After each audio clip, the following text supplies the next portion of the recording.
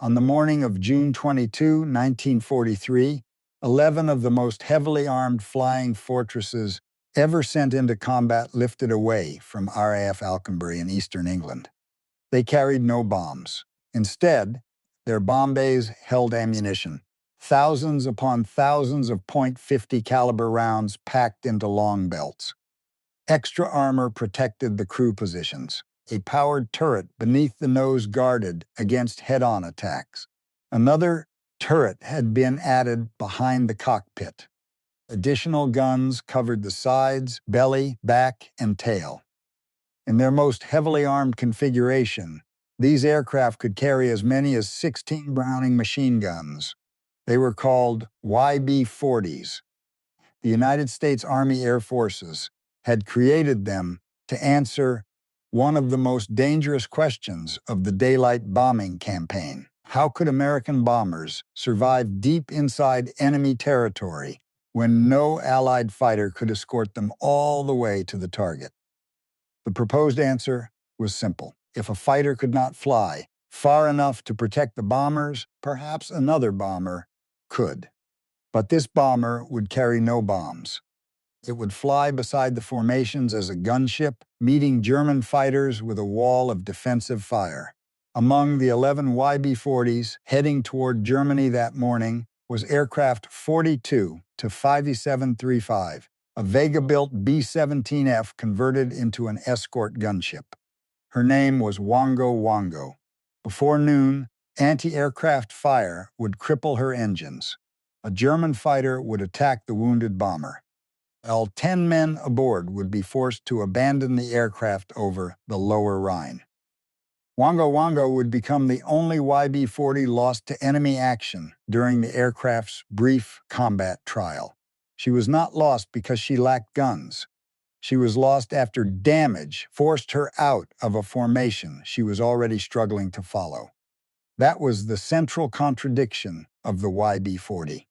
It had been built to protect other bombers, yet the weight and drag created by its armor, ammunition, and additional gun positions made it difficult for the aircraft to remain with those bombers, especially after they released their bombs and became lighter. The YB-40 was one of the most logical ideas of the early air war. Was also an idea built around the wrong kind of airplane. This is the story of Wango Wango, the men who flew her, and the failed experiment that helped prove a painful truth. A bomber, no matter how heavily armed, could not replace a long-range fighter. The problem over Europe.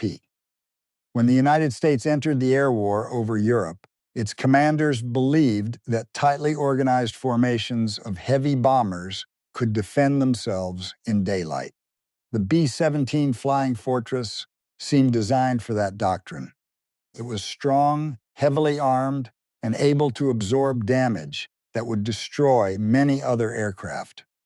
Its defensive machine guns covered most approaches, and when several B-17s flew together in carefully arranged combat boxes, their overlapping fields of fire created an intimidating barrier. But the theory was tested against a skilled and determined enemy. German fighter pilots learned how to attack the formations from their weakest directions. Head-on attacks became particularly dangerous. Early B-17F models lacked the powered chin turret that later became familiar on the B-17G. Guns in the nose could engage frontal attackers, but their coverage and stability were limited. A German fighter approaching from the front closed at enormous speed. The firing opportunity lasted only seconds. Cannon shells could tear through the nose, cockpit, and forward fuselage before the attacking aircraft flashed through the formation. The bombers, therefore, needed escorts. During 1943, however, Allied fighters still faced serious range limitations. RAF Spitfires could protect formations over parts of France and the nearby coast. Early Republic P-47 Thunderbolts extended that coverage, especially as external fuel tanks became available, but they could not yet escort every mission to the deepest targets in Germany and remain with the bombers throughout the return journey. Beyond the range of their escorts, the bomber crews were alone. The Luftwaffe understood the geography of that vulnerability. German controllers could track the formations, identify their routes, and concentrate fighters after the Allied escorts had turned back.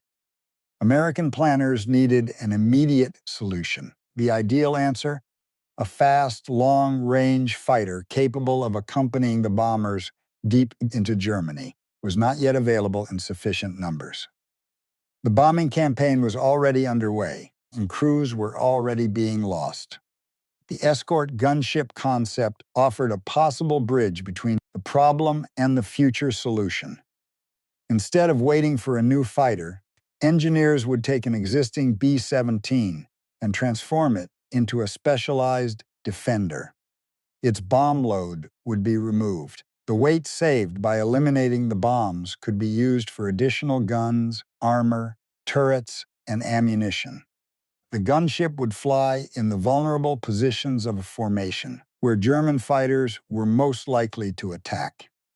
Because it shared the B-17's engines, altitude, performance, and basic airframe, it should theoretically remain with the bombers throughout the mission. On paper, the idea appeared reasonable. The weakness was hidden inside the arithmetic. A standard B-17 was heaviest on the way to the target, when it carried bombs and a large fuel load. After releasing its bombs, it became thousands of pounds lighter. The escort gunship would not. Its armor, turrets, guns, and remaining ammunition would stay aboard for the entire flight. The aircraft might keep pace during the outward journey, when the bombers were burdened with bombs. On the return journey, the aircraft it was supposed to protect would become lighter and faster. The gunship would remain heavy. That difference would define the entire YB-40 program. Building the flying destroyer, the experimental program began with a B-17F airframe assigned to Lockheed's Vega division in California. The project was identified as the Vega Model 139. The first aircraft, initially designated the XB-40, made its first flight in November 1942. Engineers removed the bomber's normal offensive purpose and rebuilt it around defensive firepower. The bomb bay was converted to carry ammunition. Additional armor was installed around important crew stations. A Bendix-powered turret containing two 50-caliber machine guns was mounted beneath the forward fuselage. This gave the aircraft much stronger protection against frontal attacks. A second upper turret was added farther back on the fuselage. The waist armament was strengthened, and other gun positions were modified during the development and combat preparation process. The exact armament could differ as the aircraft were altered, but the operational YB-40s sent to England eventually carried far more firepower than a standard B-17F. In their heaviest configuration, they mounted as many as 16.50 caliber machine guns and carried roughly 11,000 rounds of ammunition. The firepower was extraordinary. So was the weight. Additional guns required mounts, feed systems, ammunition containers, electrical equipment, and structural reinforcement. The turrets added both weight and aerodynamic drag. Armor protected the crew, but further increased the burden. Compared with a standard combat-loaded B-17F, a YB-40 could weigh several thousand pounds more. Its climb performance suffered badly. Reaching operational altitude took significantly longer, and the additional drag reduced its ability to accelerate and maintain formation under demanding conditions. None of this meant the aircraft was impossible to fly. It remained a B-17, powered by 4 Wright Cyclone engines and handled by crews trained on flying fortresses. But the YB-40 was no longer a normal B-17. It responded more slowly. It climbed more slowly. Its engines had to work harder. Its performance margin, the difference between what the aircraft could do comfortably and what it could do only at maximum effort, had become dangerously narrow. Despite those concerns, the need over Europe was urgent. A service test batch of YB-40s was prepared for operational evaluation. Douglas Aircraft carried out much of the conversion work at Tulsa, Oklahoma, while Vega and other facilities contributed to the development program. 13 aircraft were selected for deployment overseas. During the ferry journey to Britain, one aircraft ran out of fuel and made a forced landing in a peat bog on a Scottish island. The crew survived, and the aircraft was recovered, but it did not participate in the combat trial. The remaining 12 reached England. In May 1943, they were assigned to the 327th Bombardment Squadron of the 92nd Bombardment Group at RAF Alconbury. The 92nd was known as Fame's Favored Few. Its aircraft carried the Triangle B Group marking. The YB-40s were not being delivered as ordinary bombers. They were part of an operational experiment. Their crews would take them into combat beside standard flying fortresses and determine whether the escort gunship theory could survive contact with the Luftwaffe. There was no guarantee that it would work. There was only a need to find out. The first combat test, the YB-40, flew its first operational mission on May 29, 1943. The main target was the submarine facilities at Saint-Nazaire on the French Atlantic coast. 7 YB-40s were dispatched to accompany the attacking force. For the crews, this was the first opportunity to test the entire concept under combat conditions.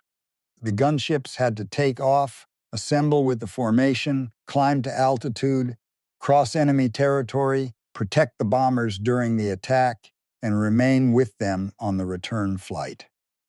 The mission did not produce the great aerial battle some planners may have expected. The YB-40s were not given an opportunity to destroy a large German fighter force. But the flight revealed something more important. After the standard B-17s released their bombs, the formation began its return journey. The ordinary bombers were now lighter. The YB-40 still carried their heavy modifications and most of their ammunition. The gunships began to fall behind. Pilots increased power and worked to hold position. Engines that were already carrying a heavy load had to work even harder. Yet the difference remained. The aircraft built to protect the formation could not reliably maintain the pace of the formation after the bombers had dropped their loads. This did not immediately end the program. The aircraft were still in an experimental combat trial, and some of their weaknesses might be corrected. The YB-40s were sent for additional work at the 2nd Strategic Air Depot at Abbots Ripton. Ammunition feeds and gun installations received attention, and the aircraft were prepared for further missions. But no local modification could remove the fundamental problem. The YB-40 carried too much permanent weight and created too much drag. Removing guns or ammunition would have reduced the very firepower that justified its existence. Removing armor would have weakened its protection. Changing the engines or redesigning the entire aircraft would have required time the program did not have. The second YB-40 combat operation took place on June 15, when 4 aircraft were dispatched on a mission to Le Mans. Again, the trial continued, without providing decisive proof that heavily armed bombers could replace fighter escorts. Then came the mission that would define the program. The target was Hulls. Located in Germany's industrial Ruhr region, the plant at Hulls was associated with the production of synthetic rubber, a material essential to a modern mechanized war. Germany lacked access to many natural resources available to the Allies, making synthetic substitutes strategically important. The target was far more dangerous than the French objectives the YB-40s had previously approached. The bombers would have to cross the Low Countries and penetrate heavily defended German airspace. They would face fighters, anti-aircraft guns, mechanical strain, and a long return flight. 11 YB-40s were dispatched. One of them was Wango Wango. The experiment was about to receive its most serious test. Wango Wango Wango Wango carried the serial number 42 to 5735. She was a B-17 F-10VE manufactured by Vega and converted into the YB-40 configuration. Like the other gunships, she had been prepared to place concentrated defensive fire around the bomber formation. Her crew consisted of 10 men. First Lieutenant Andy Bielek was the pilot. Bill Carey served as co-pilot. Bob Darden was the navigator and Ed Fuller was the bombardier. Jim Boss served as flight engineer and top turret gunner. John Randall was the radio operator. Milton Hohen manned the ball turret. Ralph Kessling and Bob Pierce worked the waist positions. Wilf Gadet was the tail gunner. Although the YB-40 carried no normal bomb load, it still retained the crew structure and internal complexity of a heavy bomber. Every man had a job. The pilots had to keep the overloaded aircraft inside a disciplined formation. The navigator had to track the route across enemy territory. The engineer monitored 4 engines working under heavy strain. The gunners watched different sectors of the sky, knowing an attack might appear from any direction. The formation crossed toward continental Europe. At some point beyond the effective protection of Allied fighters, the bombers faced German defenses without close escort. Focke-Wulf FW-190s and other Luftwaffe fighters were among the threats operating in the region. Yet the greatest danger to Wango Wango initially came from the ground. German industrial targets were protected by belts of anti-aircraft artillery. Heavy guns fired shells designed to explode near the altitude of the bomber formation, scattering fragments of steel across the sky. A direct hit was not necessary. Fragments could cut control cables, puncture fuel tanks, damage engines, sever electrical systems, or wound crewmen. An aircraft might appear intact from a distance while suffering failures that would become fatal minutes later. During the attack on the Hulls area, Wango Wango was damaged by anti-aircraft fire. Available accounts indicate that 2 of her engines, numbers 1 and 4, were put out of action. Losing 1 engine in a B-17 was serious but often survivable. Losing 2 could be far more dangerous, particularly in a heavy aircraft attempting to maintain altitude and formation speed. With engines disabled on opposite wings, Wango Wango lost performance. The formation continued moving. The wounded gunship could not. Its altitude and speed declined. The distance between Wango Wango and the other bombers increased. The aircraft that had entered Germany as part of a defensive formation was becoming isolated. That was precisely the situation every heavy bomber crew feared. A tight formation allowed multiple aircraft to combine their gunfire. A lone bomber had only its own weapons. Even 16 machine guns could not cover every direction at once, and a damaged aircraft could not turn, climb, or accelerate like an attacking fighter. Wango Wango was subsequently attacked by a Focke-Wulf FW-190 associated with Unteroffizier Bernhard Kunze of Jagdgeschwader 1. The attack caused further damage. An engine fire was reported, and the condition of the bomber became impossible to sustain. The order was given to abandon the aircraft. Each man had to leave his position, attach or secure his parachute equipment, and reach an available exit, while the bomber continued to lose altitude. All 10 men escaped. Their parachutes opened over the countryside of the Lower Rhine. Wango Wango came down near Pont, in the vicinity of Geldern, northwest of Krefeld. The men landed alive, but inside Germany. They were captured and became prisoners of war. Wango Wango had been destroyed, but her entire crew survived. She was the only YB-40 lost to enemy action during the combat evaluation. Her loss did not prove that the aircraft's guns were useless. The damage from anti-aircraft fire would have endangered any B-17, nor did it prove that the crew had failed. What it demonstrated was the vulnerability of an aircraft that could no longer remain with the formation after suffering engine damage. The YB-40 had been created to protect stragglers. Over Germany, Wango Wango had become one. The trial countenanced the loss of Wango Wango did not immediately end YB-40 operations. 3 days later, on June 25, 7 gunships were dispatched on a mission in which Oldenburg became the target after cloud obscured Hamburg. 2 YB-40s turned back, while the remaining aircraft continued. Their crews claimed 2 German fighters destroyed. It was one of the stronger combat results recorded by the program. On June 26, 5 YB-40s were scheduled to participate in an attack against Luftwaffe facilities near Villacoublay and Poissy.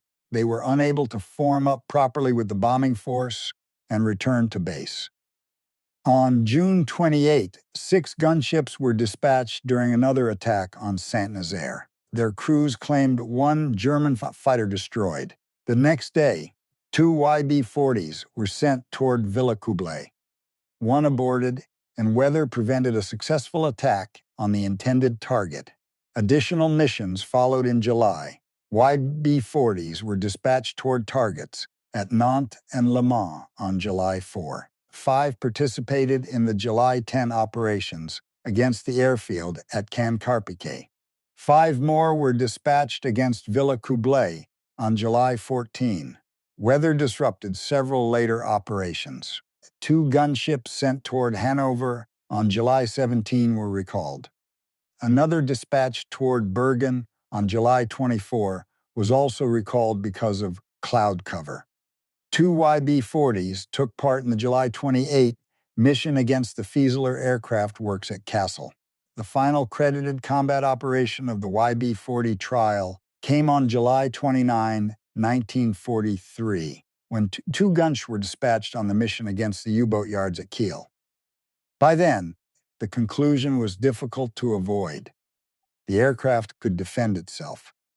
Concentrated .50 caliber fire made a YB-40 a dangerous target, and no German fighter pilot could ignore its additional turrets. But self-defense was not its primary purpose. The YB-40 had been built to protect other bombers. To do that, it needed to remain in the correct position inside the formation throughout the mission. Its weight and drag prevented it from doing so reliably. During the final operations, tactics were adjusted. Instead of placing the gunships only in positions where they might fall behind, pairs of YB-40s were positioned nearer the front of the formation. As the lighter bombers moved ahead after releasing their bombs, the heavy gunships could gradually drift backward through the formation rather than immediately becoming isolated behind it. This was an intelligent attempt to work around the aircraft's weakness. It was also evidence that the original concept had failed. The operational trial dispatched 59 YB-40 sorties, of which 48 received mission credit. The crews claimed 5 German fighters destroyed and 2 probably destroyed. 1 gunship, Wango Wango, was lost. Those numbers were not meaningless. German aircraft had been engaged, and the crews had flown into dangerous airspace while operating an experimental design. But the results were too limited to justify continued use of such a costly and specialized aircraft. A YB-40 required a B-17 airframe, 4 engines, a crew of 10, large quantities of fuel, extensive maintenance, and thousands of rounds of ammunition. Yet it carried no bombs and could not provide the continuous formation protection that planners had expected. The escort gunship experiment ended after barely 2 months of combat operations. The surviving aircraft were eventually withdrawn from the European trial. The lesson of Schweinfurtending, the YB-40 program, did not solve the problem that had created it. American bombers still had to reach targets beyond the reliable range of their fighter escorts. Less than 3 weeks after the final credited YB-40 combat mission, the 8th Air Force launched the Schweinfurt-Regensburg operation of August 17, 1943. The targets were strategically important. Regensburg contained Messerschmitt aircraft production facilities. Schweinfurt was a major center of ball-bearing manufacturing. The mission required hundreds of B-17s to penetrate deep into Germany. German fighters attacked repeatedly. 60 American bombers were lost. The result did not prove that the Y-40 should have been retained. A small number of escort gunships could not have solved the scale of the problem. Instead, the losses demonstrated why the gunship had been an inadequate answer from the beginning. The bombers did not simply need more machine guns. They needed friendly fighters capable of controlling the air around the formation. On October 14, the 8th Air Force returned to Schweinfurt. The mission became known as Black Thursday. 60 more B-17s were lost, while many others returned so badly damaged that they could not be quickly restored to combat. Such losses could not continue indefinitely. The strategic bombing campaign required several changes: better tactics, improved coordination, attacks on the German aircraft industry, greater availability of external fuel tanks, and above all, fighter escorts capable of remaining with the bombers deep inside enemy territory. The Republic P-47's range improved as larger and more reliable drop tanks became available. The twin-engine P-38 Lightning also played an important role, particularly where its range and performance could be used effectively. But the aircraft most closely associated with the solution was the North American P-51 Mustang. The Mustang had originally been developed for Britain and initially used the Allison engine. At lower and medium altitudes, it offered impressive speed and handling. At high altitude, however, the early engine installation limited its performance. British and American development work transformed the aircraft by combining the Mustang airframe with the Rolls-Royce Merlin engine, produced in the United States by Packard. The resulting P-51B and later variants had the high-altitude performance needed over Europe. With external fuel tanks, they could accompany bombers much farther than earlier escorts. The solution did not appear in one dramatic moment. Mustang units had to arrive, train, build experience, and become available in sufficient strength. Escort routes and tactics had to be refined. Other fighters continued to serve alongside them. By early 1944, however, American fighters were increasingly able to remain with the bomber formations deep into Germany. They did more than sit beside the bombers. Under increasingly aggressive tactics, escort fighters attacked German interceptors, pursued them toward their bases, and struck aircraft on the ground. Luftwaffe pilots now faced enemy fighters during portions of the mission where they had once expected to attack bombers with limited interference. The balance began to change. The YB-40 had attempted to solve the escort problem by adding firepower to the bomber. The successful solution was to send a true fighter all the way with it. The legacy of a failed aircraft, the failure of the escort gunship concept, did not make every part of the YB-40 useless. Its clearest legacy appeared beneath the nose. Head-on attacks had exposed a serious weakness in the B-17F's defensive coverage. The YB-40's powered Bendix chin turret gave two stable, forward-firing .50 caliber guns to the lower nose area. The arrangement proved valuable. A chin turret appeared on the final production blocks of some Douglas-built B-17Fs and then became a standard feature of the B-17G, the final major production version of the Flying Fortress. The B-17G's distinctive chin turret greatly improved the bomber's ability to respond to frontal attacks. Other defensive arrangements also evolved as experience accumulated. Later B-17s used offset waist gun positions to give the two waist gunners more room to operate without interfering with one another. Tail gun installations and visibility were improved through separate development and modification efforts, including the installation commonly associated with the Cheyenne Modification Center. It would be an exaggeration to claim that every later improvement came directly from the YB-40. Aircraft development during wartime involved many factories, modification centers, engineering teams, combat reports, and operational experiments. But the YB-40 was part of that process. It carried equipment into combat, exposed weaknesses, and provided practical information that could not be obtained from drawings alone. A failed aircraft can still produce useful knowledge. In this case, the gunship failed because the complete package did not work. Too much armor, ammunition, and armament had been placed on an airframe that still needed to match the performance of ordinary bombers. But one major part of that package, the chin turret, addressed a real defensive weakness and survived after the escort concept was abandoned. The YB-40 therefore occupies an unusual place in aviation history. It was not a successful operational escort. It did not transform the bomber offensive, its combat claims were limited, and its service life was brief. Yet it helped test equipment that improved later flying fortresses. And it demonstrated with unusual clarity that additional defensive firepower could not solve every tactical problem. After the trial, most surviving YB-40s returned to the United States.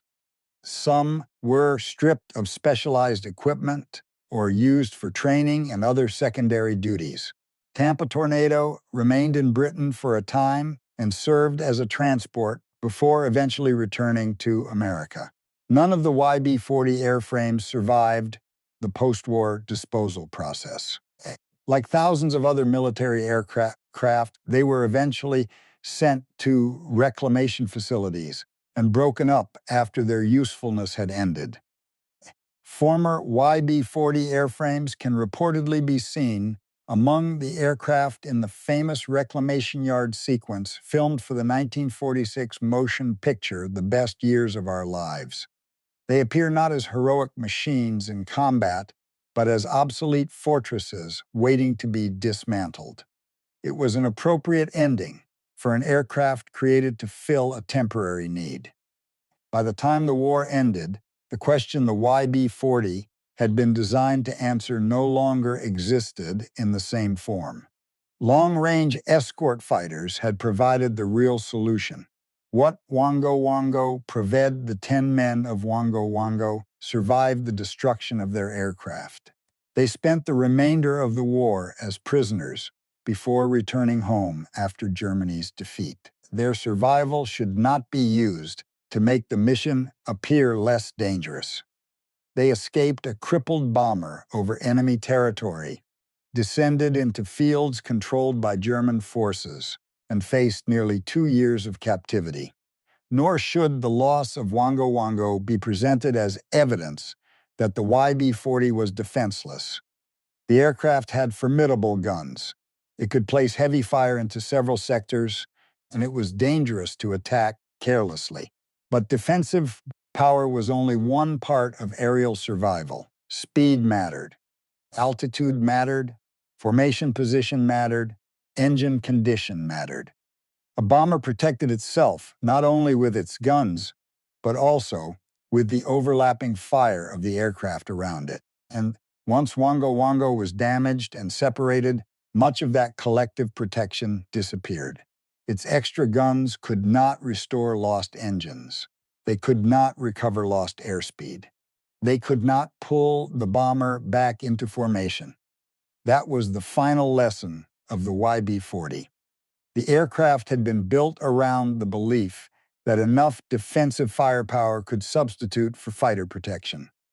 Combat showed the limits of that belief. The problem over Germany was not simply that the B-17 needed more guns. The problem was that a formation of heavy bombers was being asked to survive against fast, maneuverable fighters operating close to their own bases. The bombers needed aircraft that could move outside the formation, intercept attackers before they reached firing range, chase them through the sky, and prevent them from organizing repeated attacks. Only fighters could do that. The YB-40 was therefore not a foolish idea. It was an emergency idea created during a period when American planners did not yet have the aircraft they urgently needed in sufficient numbers. Its designers used the tools available to them. Its crews tested the concept honestly, under real combat conditions. The results were recorded, studied, and accepted. The program did not continue simply because men and money had already been invested in it. It ended because the evidence showed that it could not perform its intended mission effectively. That willingness to learn from failure was part of the larger Allied advantage. Wango Wango remains at the center of the story because her final mission exposed the experiment's contradiction in the clearest possible way. She entered German airspace carrying enough weapons to resemble a flying fortress in the most literal sense. Yet after flak damaged her engines, the heavy gunship dropped behind the formation it had been sent to defend. A German fighter found her alone. 10 men escaped. The aircraft did not. Today, no YB-40 survives in a museum. There is no complete gunship standing beneath clean lights where visitors can walk around it and count its weapons. Only photographs, records, crew histories, and fragments of film remain. But the aircraft's lessons survived. It can be seen in the chin turret beneath the nose of a B-17G. It can be found in the combat reports that emphasized the importance of speed, formation discipline, and fighter support. It can be understood in the arrival of long-range escorts that changed the air war during 1944. The YB-40 carried more guns into battle than almost any other flying fortress. That was not enough. The machine had been designed to protect the bomber formation, but the weight of its protection prevented it from staying where it was needed most. It was a failure. It was an honest failure, tested by men who accepted the risks and returned with an answer. A bomber could carry more armor, it could carry more ammunition, it could carry more guns. What it could not carry was the speed and freedom of movement of a fighter. The men of the 8th Air Force had needed an escort that could go the distance. By 1944, they finally had one. And the brief, dangerous story of the YB-40 became part of the price paid to discover why nothing else would do.